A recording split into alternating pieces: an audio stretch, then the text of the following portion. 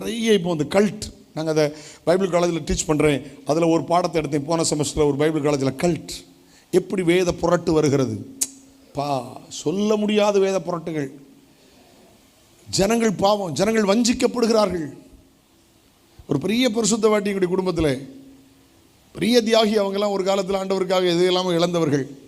இன்னைக்கு சொன்ன பார்த்தீங்களா, அந்த விசிலடிக்கிற அந்த கோமாளி கூட்டத்தை பார்த்துட்டு சொல்கிறாங்க, ஏய் சாமுவேல், என் கண்ணு இப்போ தான்டா திறந்துருக்கு அப்படிங்காக. பெரிய பரிசுத்தவாட்டி. நான் அப்போ தான் நினச்சேன், டாடா இவ்வளவு படித்தவங்க, இவ்வளோ பெரியவங்க, இவ்வளோ ஸ்தாபனத்தில் உபதேசத்தில் இருந்தவங்க இந்த விசிலடிச்சாங்க கூட்டத்தில் சேர்ந்துட்டாங்கன்னா அப்போ எவ்வளோ வஞ்சிக்கிறது பிசாசு. நான் ரொம்ப ஆச்சரியப்பட்டு போனேன். வேத புரட்டுக்கு கவனமாக இருங்க. உங்கள் கையில் பைபிள் இருக்குது, மேன்வல் உங்கள் கையில் இருக்குது. ஆமென். வானத்திலிருந்து தேவ தூதனே வந்தாலும் என்ன செய்யக்கூடாது, ஏற்றுக்கிடக்கூடாது. கர்த்தர் எழுதி தந்திருக்கிறார்.